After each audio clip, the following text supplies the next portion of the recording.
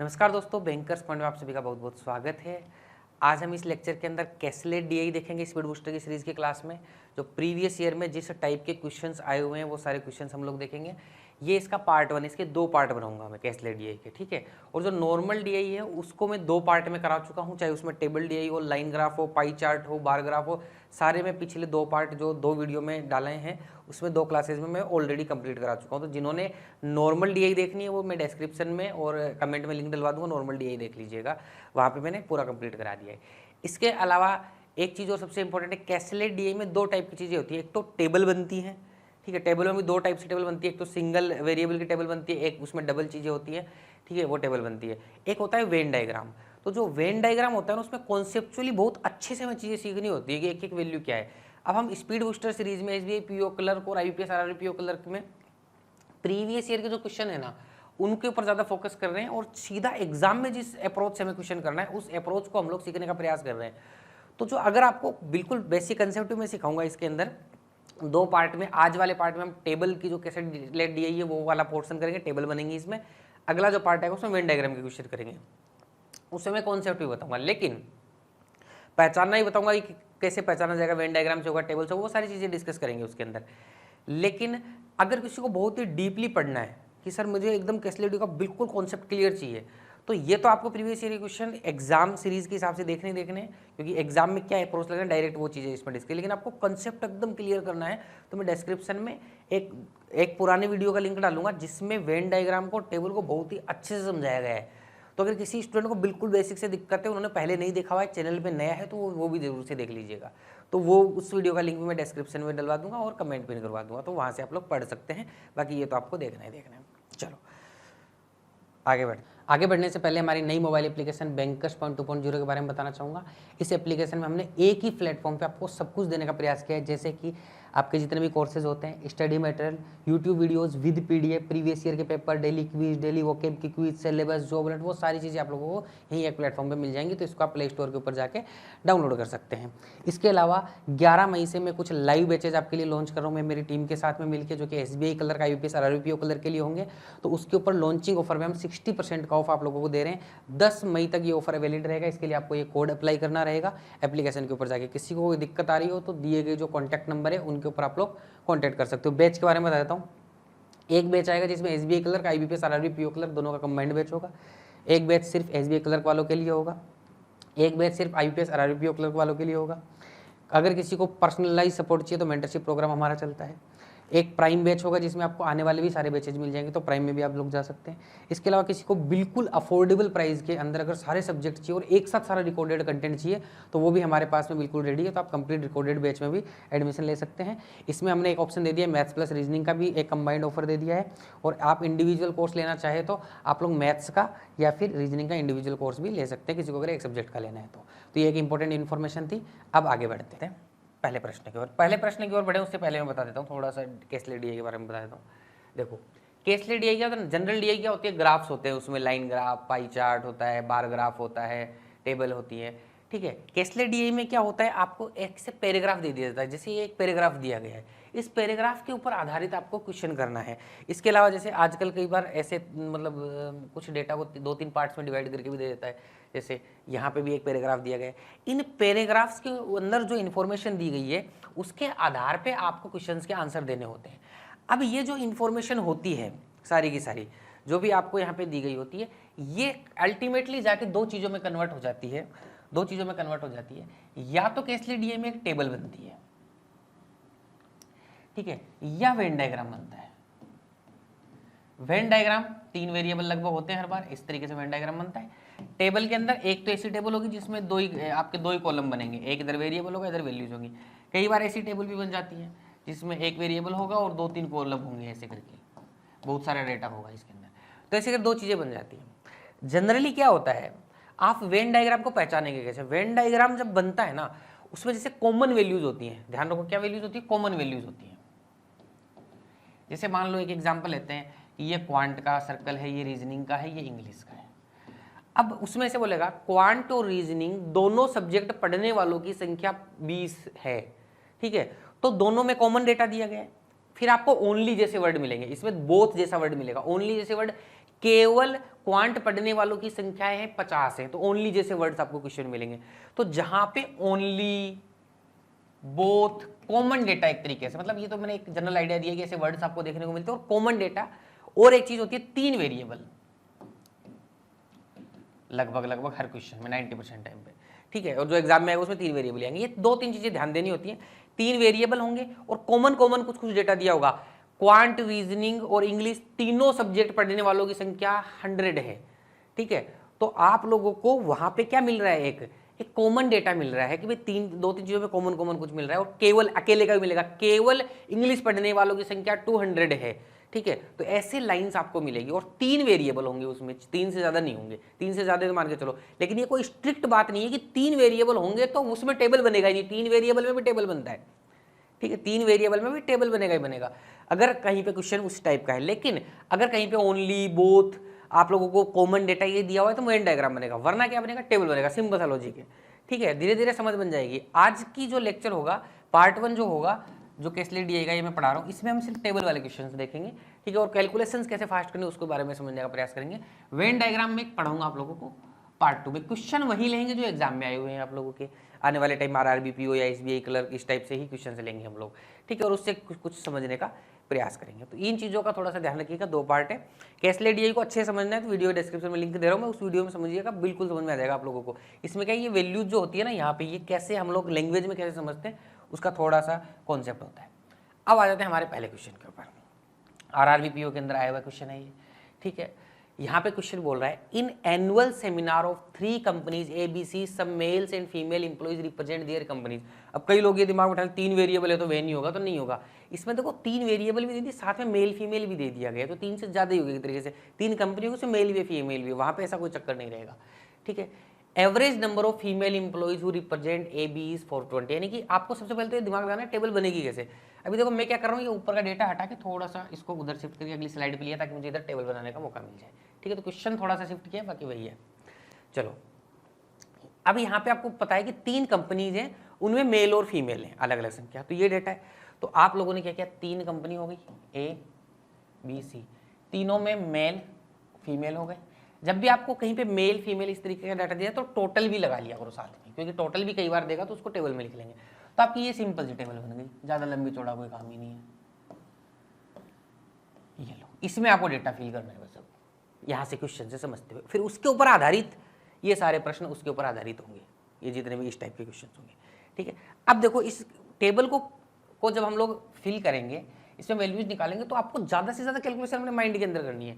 ज़्यादा से ज़्यादा कैलकुलेशन क्या करनी है, अपने माइंड के अंदर करनी है ज़्यादा से ज़्यादा कैलकुलेशन, ताकि क्या हो कि हम लोगों को टाइम कम लगे, और यही टाइम का ही खेल होता है, केसलेट में स्टूडेंट को टाइम लग तो उस चीज़ पर ध्यान देना कि देखो कैलकुलेशन कैसे माइंड में परसेंटेज रेशियो कैसे जल्दी जल्दी कैलकुलेट करते हैं, वही सीखना है। स्पीड बूस्टर सीरीज का मकसद ही वही है कि वो चीज़ आपको सिखाए जो एग्जाम में अप्लाई करनी है डायरेक्ट।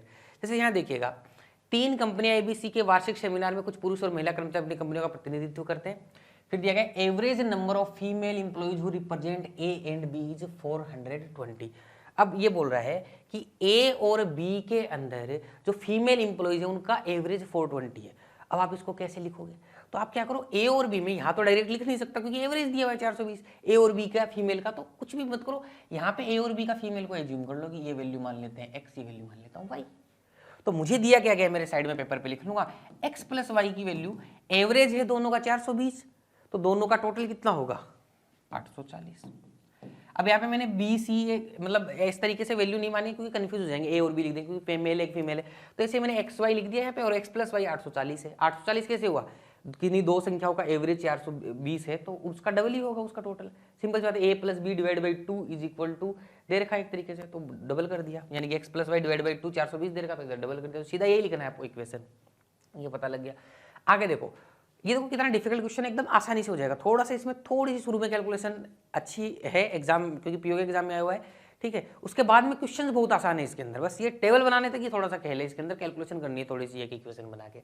आगे देखिएगा, आगे क्वेश्चन यहाँ पे बोल रहा है total male employees in A and B is 1620, यानी कि ए और बी के अंदर जो टोटल मेल एम्प्लॉइज है वो 1620 है। तो अब आप कैसे लिखोगे इसको, कुछ नहीं और कुछ मान लो, एक्स वाई मान लिया, तो यहाँ मान लेता हूँ ए बी, स्मॉल में लिख लेना नहीं तो कन्फ्यूजन हो जाएगा इधर से, तो स्मॉल ए बी आप कुछ ही मान सकते हो, स्मॉल ए प्लस स्मॉल बी मेरे को दे रखा है 1620। ये आप लोगों ने लिख लिया, ये तो आपको पेपर पे लिखना पड़ेगा, ठीक है। और ये तो अच्छे लेवल की डी है, इससे बहुत सिंपल आती है कलर के लेवल में, एसबीआई कलर की बात करो तो बहुत सिंपल डी आती है, ठीक है। तो ये हो गया। इसके बाद हम बात करते हैं number of female employee is 2/3 and 2/5 of male employees in A and B respectively. इसने बोला है कि ए और बी के अंदर जो फीमेल हैं, जो मेल मेंबर्स हैं, सॉरी क्या बोला है, नंबर ऑफ फीमेल, हाँ फीमेल एम्प्लॉइज है वो 2/3 और 2/5 है रेस्पेक्टिवली ए और बी के। यानी कि ए का जो ये फीमेल मेंबर है ये मेल इसका 2/3 है, यानी 2/3 ए। सही लिखा है मैंने, एक्स की वैल्यू 2/3 ए हो जाएगी यहाँ से, और वाई की वैल्यू यहाँ पे क्या बोला है 2/5 तो भी यही तो बोला है इसने बोला है कि ए की जो फीमेल है, ए का जो मेल फीमेल है वो मेल इसका 2/3 है, और बी का जो फीमेल है वो मेल का 2/5 है। यही तो लिखा है इस लाइन में, वही मैंने कर दिया यहाँ पे। यहाँ से मुझे एक बात पता लग गई कि मैं एक्स वाई को ए और बी के रूप में लिख सकता हूँ। तो यहाँ से मैंने क्या किया, एक्स की को लिख दिया 2/3 ए, और वाई को लिख दिया यहाँ पे 2/5 बी। पेपर पे भी आप ऐसे लिख सकते हो, ज़्यादा पेपर खराब करने की जरूरत नहीं है। यहाँ से मैं क्या करूँगा, अलग अलग लिखोगे तो ज़्यादा टाइम खराब होगा, कम से कम लिखना है, जहाँ भी बचत हो सकती है टाइम की वहाँ बचाओ। तो 2 से कट जाएगा, देखो ये कितना आ जाएगा 420 आ जाएगा, ठीक है 420 आ जाएगा। यहाँ से 15 एलसीएम लेंगे, 15 एलसीएम लेंगे तो ये कितना बनेगा 5a, एक्स वाई जा चुका है भाई यहाँ से, यहाँ पे ए और बी बन गया है, ठीक है। तो यहाँ पे 15 एलसीएम लेंगे, देखो इसका 15 एलसीएम लेंगे, 15 एलसीएम लेंगे तो यहाँ क्या होगा 5a plus 3b is equal to 420 multiply by 15। वो जो एलसीएम लिया था मैंने सीधा ही सामने मल्टीप्लाई कर दिया, ज़्यादा नहीं लिखना है, कम से कम लिखने का प्रयास करना है। इसको जब मल्टीप्लाई करेंगे तो 15 0, 15 दूनी 30, 15 चौक 60, 6300 आएगा एक तरीके का। इसको काट दिया मैंने टोटल में, ठीक है। बात आ गई समझ में। चलो अब मैंने इस तरीके से वैल्यू लिख ली। अब मुझे इन दोनों इक्वेशंस को सोल्व करना है। अब देखो या तो इसको 5a बनाऊं या इसको 3b बनाऊं, तो मैं 5a नहीं बना के 3b बनाऊंगा, क्योंकि मुझे 3 से मल्टीप्लाई करना पड़ेगा, मेरी कैलकुलेशन छोटी रहेगी, बस इतना सा लॉजिक है। बाकी 5 से भी कर सकते हो आप, पहले a की वैल्यू निकालूंगा।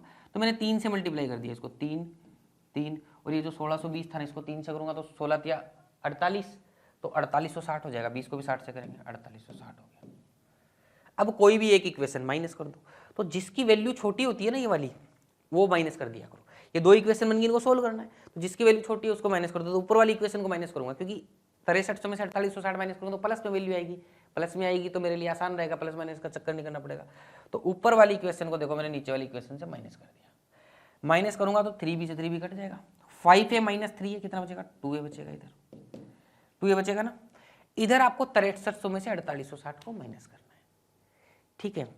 6300 में से 4860 को माइनस कैसे करेंगे, हमेशा सोचने का तरीका ऐसे लगाओ कि जब भी माइनस 4860 को 6300 तक कैसे ले जा सकता हूँ, तो 140 से जोड़ूंगा तो कितना आ जाएगा 5000, फिर 1300 और जोड़ना है तो 1440। सिंपल, एकदम जल्दी से दिमाग में आता है इससे 1440। तो यहाँ से ए की वैल्यू कितनी आ जाएगी 720, आधा करना है, तो ए की वैल्यू आ गई आपकी 720। सॉरी थोड़ा सा ना छोटा लिखना पड़ेगा, मैंने टेबल छोटी बना दिया, आप बड़ा बनाइएगा थोड़ा सा, ठीक है। करूँ क्या, इसको एडजस्ट करता हूँ, चलो मिट क्यों नहीं रहा। आप थोड़ा सी जगह रखिएगा अपनी टेबल में, मैंने थोड़ी सी जगह की शॉर्टेज थी इसलिए उस हिसाब से कर दिया इसको, ठीक है कोई बात नहीं। तो थोड़ा सा इधर बना देता हूँ इसको, थोड़ा सा इधर इसको बना देता हूँ। तो यहाँ पे जो ए की जो वैल्यू आई है,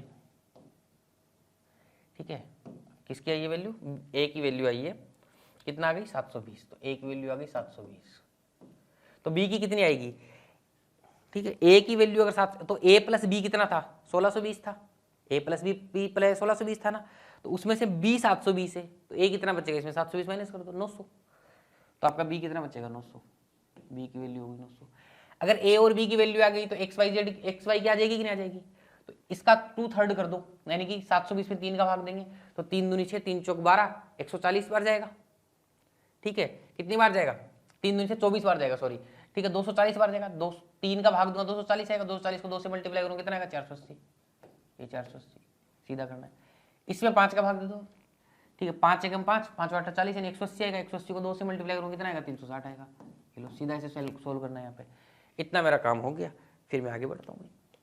आगे क्वेश्चन ने बोला total female employees who represent C are 25% more than total female employees who represent A.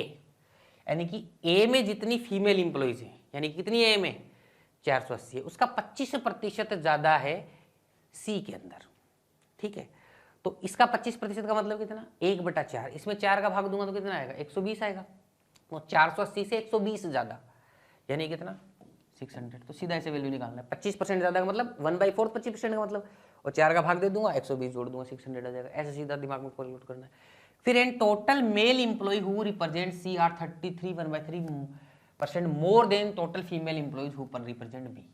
यानी कि बी की जितनी इंप्लॉइज हैं फीमेल, मेल का फीमेल से कंपैरिजन करना है, ऐसे नहीं कि फीमेल से आएगा, क्वेश्चन जैसे बोलते हैं उसी से कैलकुलेट करना है कि बी के अंदर जितनी फीमेल इंप्लॉइज हैं उसका 33 1/3% ज्यादा है सी के मेल। ठीक है, तो 360 का 33 से 1/3% क्या होगा, 33 से 1/3% का मतलब 1/3। इसका 1/3 करूंगा तो कितना आएगा, 120 आएगा। तो 360 में 120 जोड़ दो, 360 से 120 ज्यादा है यानी कि 480। ये लीजिएगा, ये आपका यहाँ पे क्वेश्चन सॉल्व हो चुका है। ठीक है, अब इसमें कुछ नहीं है आगे, इतना जिसने कर लिया उसका काम बन गया अभी। ठीक है, उम्मीद करता हूँ यहाँ तक क्वेश्चन समझ में आ गया होगा। इसके आगे अब कुछ ज़्यादा खेल नहीं है, बस इन वैल्यूज़ को हमें यूज करना है। टोटल अगर कहीं पे यूज करता तो हम टोटल लिख देते, बहुत बार ऐसे दे देता है कि ए में मेल और फीमेल का टोटल इतना है, तो वो हम कहाँ लिखते, तो फिर यहाँ लिख देते अगर क्वेश्चन में दिया होता। कहीं यूज ही नहीं हुआ तो कोई बात नहीं, जहाँ पता करना होगा जोड़ लेंगे। पहला प्रश्न, टेबल बनने के बाद में आपके सामने पेपर के ऊपर टेबल होगी, मुझे तो चलो पीछे जाके देखना पड़ेगा, समय लग सकता है। आपके सामने पेपर के सामने टेबल होगी, उसमें डेटा होगा, सीधा सीधा क्वेश्चन पढ़ना है, सोल्व करना है फटाफट। आ जाइएगा, क्वेश्चन क्या बोल रहे हैं, total employees who represent A is what percent more than total male employees who represent B. ठीक है, ए का प्रतिनिधित्व करने वाले कुल कर्मचारी बी का प्रतिनिधित्व करने वाले कुल पुरुष कर्मचारी से कितने प्रतिशत अधिक हैं। देखो, सबसे पहले जो दो वैल्यूज पूछी गई उन वैल्यूज के ऊपर बात कर लेते हैं। ए का प्रतिनिधित्व करने वाले कुल कर्मचारी, तो ए का प्रतिनिधित्व करने वाले कुल कर्मचारी कितने, 720 प्लस 480। कुल कर्मचारी पूछे, मेल फीमेल नहीं, तो टोटल कितना होगा, 1200 हो जाएंगे। ठीक है, तो एक वैल्यू तो आ गई मेरी 1200। और क्या पूछा गया है, बी का प्रतिनिधित्व करने वाले कुल पुरुष, बी में मेल की संख्या कितनी है, बी में मेल कितने हैं, 900। ठीक है, 900। अब कम ज्यादा पूछता है तो मैंने पहले के डीए में पूछा है कि दोनों का डिफरेंस तो ऊपर लिख देते हैं, नीचे हमेशा क्या लिखते हैं, अधिक पूछा है तो कम वाली वैल्यू लिख देते हैं, ज्यादा सोचना ही नहीं है। इसका प्रतिशत ये 1/3 आएगा, 1/3 का प्रतिशत निकालेंगे तो क्या आएगा, 33 से 1/3%, सीधा टिक करना है। ठीक है, समझ गए। और वैसे जो नीचे जो आता है ना वो हमेशा देन के बाद वाली संख्या आती है। देन के बाद क्या है, अगर आपको मोर लेस नहीं भी दिया होता तो देन के बाद गया है, then total employees who represent male employees who represent B, तो वो कितने हैं, 900 ही तो है, तो उसको ही नीचे लिखना है हमेशा। ठीक है, लेकिन कई बार कम ज्यादा में कंफ्यूजन हो तो इसलिए मैं बता देता हूँ कि कई बार स्टूडेंट कंफ्यूज हो जाता है, तो ये भी एक छोटी सी बात है जिससे आप ध्यान रख सकते हैं कि कौन सी वैल्यू से आपको कंपेयर करना है। नेक्स्ट क्वेश्चन बोल रहा है 25% of total female employee and 20% of total male employees who represent B and C together have MBA degree. B and C का प्रतिनिधित्व करने वाले कुल महिला कर्मचारी का 25% और कुल पुरुष कर्मचारी के 20% के पास एमबीए की डिग्री है। तो ऐसे कुल कर्मचारी का पता लगाएं जिनके पास एमबीए की डिग्री नहीं है। तो बस सिंपल सी लॉजिक है। ठीक है, बी और सी में कुल प्रतिनिधित्व है, जो महिला कर रही है उसके 25 के पास डिग्री है, तो 75% के पास डिग्री नहीं होगी, सिंपल सी बात है। तो पहले देखते हैं कि कुल महिलाएं कितनी है बी और सी में मिला के। तो बी और सी में मिला के कुल महिलाएं हैं 960। कितनी है, 960। इसमें से 960 में से 25% के पास में डिग्री है और 75 के पास में नहीं है। तो आप सीधा सा लॉजिक इसको जोड़ोगे करोगे, उससे बेटर तो मैं दिमाग में से सोल्व कर दूंगा। इसका 25% निकालूंगा, 4 का भाग दूंगा। ठीक है, तो 90 आ जाएगा, यानी 90 के पास में डिग्री है। ठीक है, तो किसके पास, कितने के पास में नहीं होगी, 270 के पास डिग्री नहीं होगी। इसमें मैं 4 का भाग दूंगा तो कितना आएगा, 100, इसमें 150 आएगा, 4 का भाग दूंगा 600 में, तो 150 माइनस करूंगा क्योंकि 150 के पास डिग्री है, 450 के पास डिग्री नहीं है। 450 प्लस 270, इतनी महिलाएं होंगी जिनके पास डिग्री नहीं है।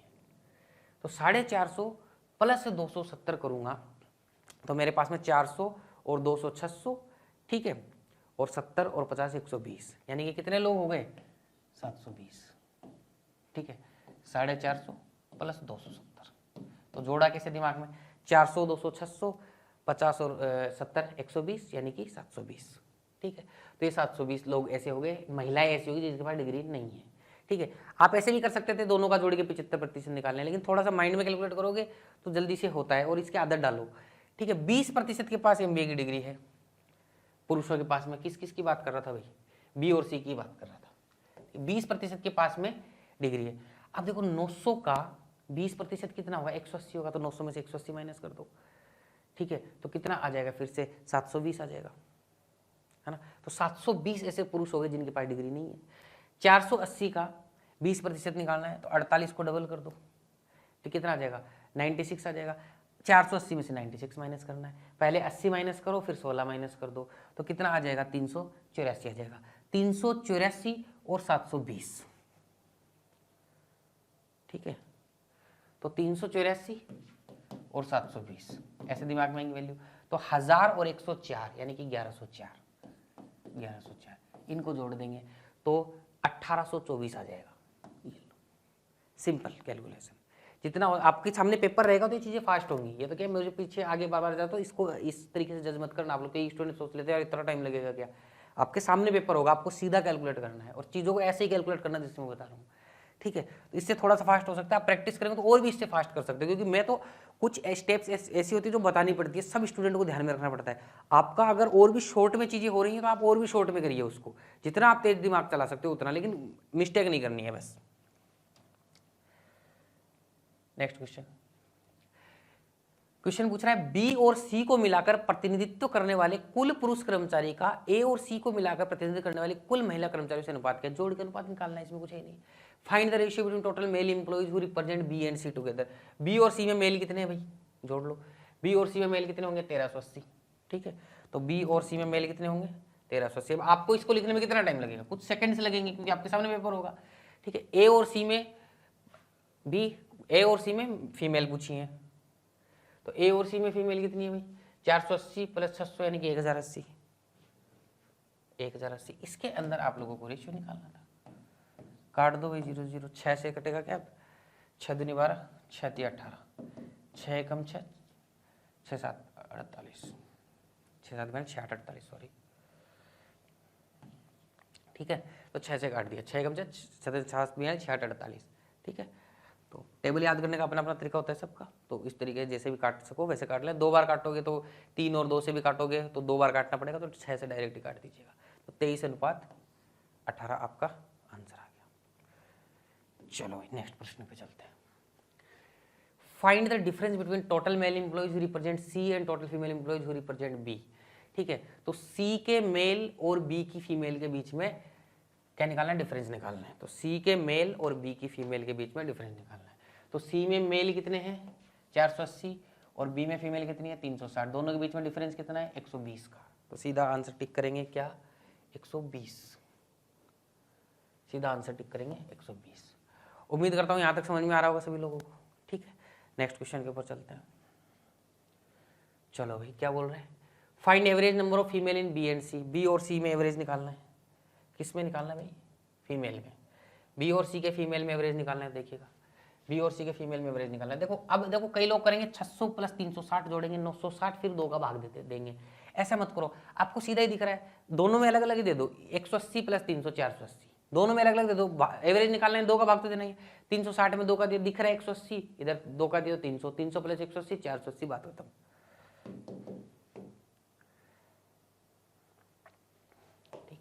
एक सेकंड भी अगर कुछ छोटी सी चीज से बचता है तो बचाने का प्रयास करो। बस स्पीड बूस्टर सीरीज में हमें यही सीखना है, ठीक है।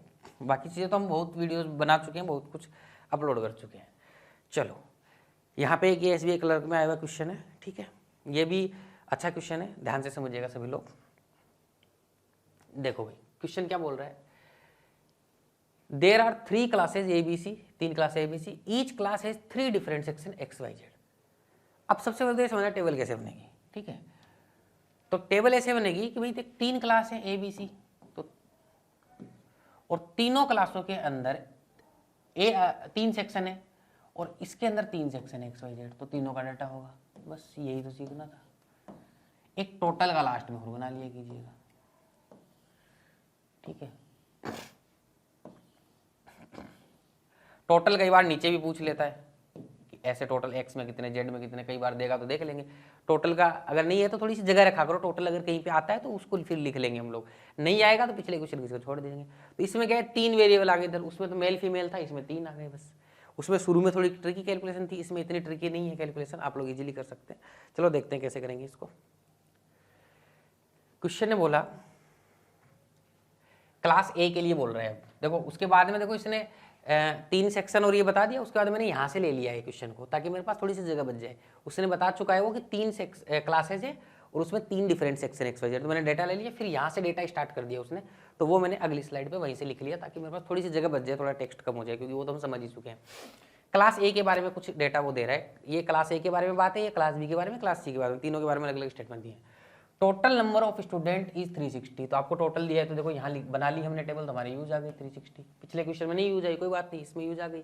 ये हमें एकदम मेथोडोलॉजी दिमाग में क्लियर रखनी पड़ेगी क्या क्या करना होता है हमें, ठीक है। And the number of student in section x is 1/3 of the total number of students, तो सेक्शन एक्स में जो स्टूडेंट है ना ए के अंदर, वो 1/3 है टोटल स्टूडेंट का। 1/3 का मतलब 2 का भाग दे देंगे, तो 120 है तो सीधा लिख दिया। The ratio of number of student in Y and Z is 2:1। Y और जेड जो है ना उनके बीच में जो रेशियो है वो 2:1 है। अब देखो अब इसको कैलकुलेट लिख के नहीं करना है, ठीक है। अब आपको पता है 360 टोटल थे, 120 आ गए एक्स में, तो वाई और जेड में मिला के कितने बच्चे होंगे, 240 बच्चे होंगे, ठीक है। तो वाई और जेड में टोटल स्टूडेंट 240 हो गए, और यहाँ टोटल रेशियो कितना है वाई और जेड का, टोटल रेशियो है 3, तो 240 जो वैल्यू है वो 3 रेशियो की वैल्यू है, तो 3 का भाग दे दो दिमाग के अंदर ही, ठीक है। तो एक रेशियो की वैल्यू कितनी आ जाएगी, 80 आ जाएगी, 240 में 3 का भाग दे दिया, तो एक रेशियो की वैल्यू 80, तो 2 रेशियो की वैल्यू कितनी होगी, 160, वही तो वाई की वैल्यू होगी, और जेड तो एक रेशियो है तो उसकी वैल्यू होगी 80। ऐसे करना किया कैसे, मुझे टोटल 360 दिया गया था। अब देखो मैं करके दिखाता हूँ, मतलब करना ऐसे ही है जैसे पहले बताया, लेकिन मैं बता देता हूँ, समझाया देता हूँ कैसे किया। इसने सबसे पहले बोला जे इसके अंदर एक्स के अंदर जितने स्टूडेंट हैं वो इसके 1/3 है, तो 3 का भाग दे दिया, 120 है। ऐसे सॉल्यूशन लिखा हुआ मिलेगा आपको बुक्स के अंदर, लेकिन आपको करना नहीं, सीधा लिखना है, ठीक है। अब मुझे एक्स का पता लग गया, अब टोटल 360 था, उसमें से 120 माइनस कर दूंगा, अब 240 बचेगा। ये 240 क्या है, वाई प्लस जेड है। अब वाई और जेड में मुझे रेशियो दे दिया कितना, 2:1, टोटल इनका रेशियो कितना है 3, तो मुझे 3 की वैल्यू 240 दे रखी है, तो 80 से मल्टीप्लाई करूंगा, इसको भी 80 से करूंगा तो 160, इसको भी 80 से करूंगा तो 80 हो जाएगा, तो वाई और जेड की वैल्यू आ जाएगी। लेकिन ये पूरा प्रोसेस आपको माइंड में करना है, ये सब कुछ लिखना ही नहीं है, आपको सीधा वैल्यू यहाँ लिखोगे तभी काम चलेगा, ठीक है। लगभग स्टूडेंट ऐसे ही लिखते होंगे, लेकिन जिनको नहीं पता वो ऐसे लिखेंगे। माइंड में कैलकुलेशन करो, एक रेशियो और एक परसेंटेज के बारे में सोचा करो आप हमेशा, उससे आपके क्वेश्चन बड़े जल्दी होंगे। तो इस तरीके से हमने कैलकुलेट कर लिया। आगे बढ़ते हैं, क्वेश्चन ने बोला, ये तो ए का बात खत्म हो गया, फिर बी के बारे में बात करते हैं। The ratio of number of student in X and Y is 8:5। X और वाई का जो रेशियो है वो मुझे 8:5 दे रखा है। अभी तक मैं कुछ लिख नहीं पाऊंगा क्योंकि यहाँ पे कुछ इन्फॉर्मेशन नहीं है। The number of student Z is 50% of the total number of student in X and Y.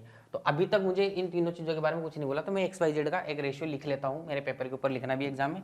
X और वाई के बीच में रेशियो है 8:5, ठीक है। फिर बोला कि जो जेड के अंदर जितने स्टूडेंट है ना वो एक्स और वाई के टोटल का 50% है, तो रेशियो में भी 50% ही होगा। तो अगर ये एक्स है ये वाई है तो दोनों का जोड़ कितना हो गया 13, तो 50% का मतलब आधा, यानी कि 6.5, कितना 6.5, तो वो सी जेड हो जाएगा। तो एक्स वाई जेड में तीनों में रेशियो आ गया। अब ये पॉइंट को हटाने के लिए डबल से मल्टीप्लाई कर दिया करो, तो 16:10:13 आ जाएगा मेरा। अब मुझे दिया गया, तो total number of student is 390, ठीक है। तो 390 की बात हो रही है टोटल। अब यहाँ देखो रेशियो का जोड़ कितना आ रहा है, टोटल 390, 390 तो टोटल दे रखे हैं, 39 आ रहा है ये, ठीक है। इसका मतलब टोटल रेशियो है 39 की वैल्यू दे रखी है 390, तो यानी 10 से मल्टीप्लाई करूंगा तो ये सारे भी 10 से मल्टीप्लाई हो जाएंगे, यानी कि x की वैल्यू 160, y की वैल्यू 100 और z की वैल्यू 30। बस ये रेशियो आपको एडजस्ट करके निकालना था इस b वाले में, और कुछ नहीं था। इसमें आप थोड़ा सा लिखना चाहें तो लिख सकते हैं, ठीक है, क्योंकि ये इसमें इसी तरीके से चीज़ें दी गई हैं। बाकी लिखने का प्रयास कम से कम करें। तो यहाँ टोटल रेशियो की वैल्यू 39 थी, अब 39 नहीं होगी, इसका रियल वैल्यू 390 है। 390 निकालने के लिए क्या करूँ मैं, 390 10 से मल्टीप्लाई करूँगा तो सारी वैल्यू 10 से मल्टीप्लाई होगी, तो ये एक्स की है, वाई की है, जेड की है, बस बात खत्म। चलो आगे क्लास सी के बारे में क्या बात करें। Total number of student in B and C is 3:2, ठीक है। ये बोला कि टोटल रेशियो जो है ना, टोटल स्टूडेंट्स का रेशियो बी और सी में वो 3:2 का, यानी ये 3 है रेशियो, ये 2 है, तो आप सोचो बी में मेरे पास टोटल स्टूडेंट कितने हैं 390। अब देखो लिख के नहीं बताऊंगा, सीधा करना है मैं। 390 है, बी में 390 है। बी का रेशियो कितना दिया हुआ है मुझे, बी का रेशियो दिया हुआ है 3 टोटल स्टूडेंट्स का, यानी कि ये जो 390 है वो 3 रेशियो की वैल्यू है। तो एक की कितनी होगी, 3 का भाग दे दो 130 होगी, ठीक है। तो 2 की कितनी होगी, एक रेशियो की वैल्यू 130, तो 2 रेशियो की वैल्यू उसकी डबल, यानी कि 260। तो यहाँ लिख देंगे सीधा सीधा 260। समझ गए इस बात को, ठीक है। तो टोटल स्टूडेंट निकला है मेरे को, जैसा क्वेश्चन बोलेगा वैसा करना है कि बी और सी के बीच में टोटल स्टूडेंट के बीच में रेशियो देगा, टोटल निकाल लिया। पहले आगे बढ़ते हैं। The number of student in Y in C is 20% more than that of the number of student Y in B. Y के बी में जितने स्टूडेंट है उससे 20% ज्यादा सी में है, ठीक है। तो 100 का 20% ज्यादा मतलब 20 ज्यादा, यानी कि 120 है। सिंपल। आगे देखो, total number of student in X is 30% more total number of student in C of the total number of student in X is 30% of the total number of students in C. अच्छा, same stream में बोल रहा है, क्या बोल रहा है, एक सेकंड रुकिएगा, हिंदी में पढ़ लेते हैं एक बार। बी में वाई में छात्रों की संख्या से 20% अधिक है, ठीक है। एक्स में छात्रों की कुल संख्या सी में छात्रों की कुल संख्या का 30% है, सी में छात्रों की कुल संख्या का 30% है। देखो भाई, इसने ऐसे बोला है कि जो एक्स के अंदर जो 30%, जो एक्स के अंदर जो इतने भी स्टूडेंट है ना वो सी के टोटल का 30% है। तो सी का टोटल का 10% होगा 26, और 26 का 3 गुना कर दो, 26 का 3 गुना कर दीजिएगा, 78 आ जाएगा, ठीक है। अब यहाँ पर बच गया कौन, जेड बच गया। जेड कैसे निकालोगे, 260 में से इन दोनों को माइनस कर दूंगा तो जेड बच जाएगा। ये टोटल है, ये दोनों अलग अलग है। तो पहले 120 माइनस किया तो कितना बचा, 140 बचेगा, ठीक है। 140 में से 70 माइनस करूंगा तो 70 बचेगा, फिर 8 माइनस करूंगा तो 62 बचेगा, तो 62 आ गया। इस तरीके से टेबल बन गई अपनी, ठीक है। लैंग्वेज बिल्कुल ठीक थी, कोई दिक्कत नहीं थी, ठीक है। मैं यहाँ पे देख रहा था कि total number of student in C दिया या फिर कुछ इसमें XYZ कुछ दिया था, इस तरीके से मैं चेक कर रहा था बाकी, लेकिन इसमें टोटल नंबर ही दिया हुआ है, हिंदी में भी कुल संख्या लिखा हुआ है, तो सीधा टोटल का 30% यहाँ लिखना था। तो ये टेबल बन के हमारी तैयार हो गई है। अब वैल्यू आ गई, उसके बाद में क्वेश्चन में कुछ नहीं है, क्वेश्चन सीधा सीधा वैल्यू देखना है, क्वेश्चन करना है। खंड X में B से C में विद्यार्थियों की संख्या का अनुपात क्या है। What is the ratio of the number of student section X in B to C। X में B और C का रेशियो क्या है, ठीक है। तो X में B और C का रेशियो क्या होगा, 100 रेशियो 120, 160 रेशियो 78, X की बात कर रहे हैं 160 रेशियो 78, 160 रेशियो 78, तो ये कितना आ जाएगा 80 ratio 39, option number A. Next question पे चलते हैं। नेक्स्ट क्वेश्चन बोल रहा है find the total number of student in Y in all the classes together. तो वाई के पूरे कॉलम को जोड़ दीजिएगा, वाई के पूरे कॉलम को जोड़ेंगे तो 160 और 120, 280 प्लस 100, ठीक है, 380। कितने हो गए भाई, 380 हो गए। नेक्स्ट चलो, बहुत फास्ट हो रहा है, देखो ये तो बस वैल्यू निकालनी थी। ए और सी के सेक्शन जेड में विद्यार्थियों की औसत संख्या कितनी है, ए और सी के सेक्शन जेड में, ए और सी के सेक्शन जेड में कितना है। तो देखो दोनों को जोड़ के 2 का भाग दोगे, इससे बढ़िया है 40 प्लस 31 71, अलग अलग 2 का भाग दे दो, इजी रहेगा। 40 प्लस 31 71, देखते ही पता लग रहा है, ठीक है। चलो नेक्स्ट क्वेश्चन। खंड वाई में बी और सी में मिलाकर छात्रों की कुल संख्या और खंड लिखना चाहिए था, खंड ए और क्लास ए में छात्रों की कुल संख्या के बीच का अंतर ज्ञात कीजिए। Find the difference between the total number of students in section Y in B and C and together and the total number of students in A. तो वाई, बी और सी का वाई और ए का टोटल, तो बी और सी का Y यानी कि ये वाली वैल्यू और ए का टोटल ये वाली वैल्यू, इन दोनों के बीच में डिफरेंस निकालना है। तो ये दोनों मिला के 220 हो जाएंगे, ये 360 है, 360 माइनस 220 यानी कि 140, ठीक है, यानी कि ऑप्शन नंबर डी आपका आंसर हो जाएगा। नेक्स्ट चलते हैं भाई, नेक्स्ट क्या बोल रहे हैं। नेक्स्ट बोल रहे थे number of students in section Z in B is what percent of the total number of students in C. Simple सा क्वेश्चन है, बी के सेक्शन जेड में विद्यार्थियों की संख्या सी में विद्यार्थियों की कुल संख्या कितना प्रतिशत है। तो बी का जेड में कितने भाई, बी का जेड में है 130, तो 130 कितना प्रतिशत होगा सी में विद्यार्थियों की कुल संख्या का। तो सी में विद्यार्थियों की कुल संख्या कितनी है 260 है, तो दिख ही रहा है भाई 130 260 का कितना प्रतिशत होगा 50% होगा, आधा है ये, तो सीधा सीधा दिख रहा है, तो 50% है, 1/2 आएगा, तो आधे का मतलब 50%। तो आप देख रहे होंगे कि बस वैल्यू निकाल ली, टेबल बना ली, आप लोगों को बस छोटी छोटी जो प्लस माइनस गुणा भाग के कैलकुलेशन है ना उनको अच्छे से मैनेज करना है बस, और कुछ नहीं आता है। ये जो प्री लेवल के एग्जाम आते हैं इसके अंदर इतनी डिफिकल्ट चीज़ें नहीं होती, बस आपको इन्हीं चीज़ों को समझना होता है। उम्मीद करता हूँ आपको क्लास पसंद आई होगी। वेन डायग्राम नेक्स्ट क्लास के जो पार्ट 2 है उसमें वेन डायग्राम वाले क्वेश्चन देखेंगे, प्रीवियस ईयर में आए हुए देखेंगे। किसी को कॉन्सेप्चुअल चीज़ें पढ़नी है तो डीआई की जितनी भी कैसलेट डीआई क्लासेज है जो बहुत अच्छे से कॉन्सेप्ट सिखाएंगे, जिसमें वो मैं डिस्क्रिप्शन में आपके डाल दूंगा, उनको आप जरूर से जाकर देख लीजिएगा, ताकि और भी कॉन्सेप्ट क्लियर हो जाए। वेन डायग्राम का भी हो जाएगा, टेबल का भी हो जाएगा। यहाँ मैं एग्जाम में क्वेश्चन कर रहा हूँ, ठीक है। और एग्जाम में जैसे हमें कैलकुलेशन वगैरह थोड़ी सी ध्यान में रखनी होती है, कोशिश कर रहा हूँ कि उस तरीके से आपको चीज़ें सिखाने का प्रयास करूँ। उम्मीद करता हूँ ये सीरीज़ आपको पसंद आ रही होगी, तो मुझे कमेंट करके बताइएगा। और आपको नेक्स्ट टॉपिक कौन सा पढ़ना है या फिर आपके कोई सुझाव है तो वो मुझे कमेंट करके बताइएगा। बहुत बहुत शुक्रिया, बहुत बहुत धन्यवाद।